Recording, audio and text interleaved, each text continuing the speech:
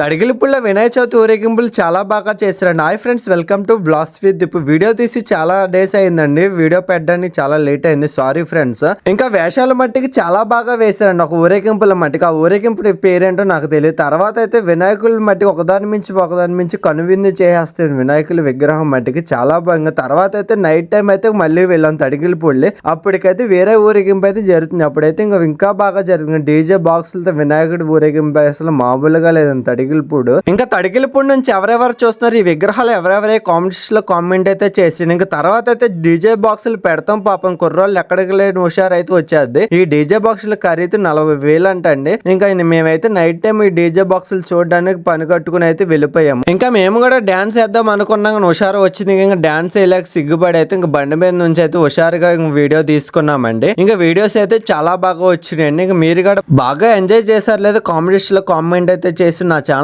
Subscribe చేసి like చేసి follow చేసి ఉంటాను. మరి బాయ్ ఫ్రెండ్స్.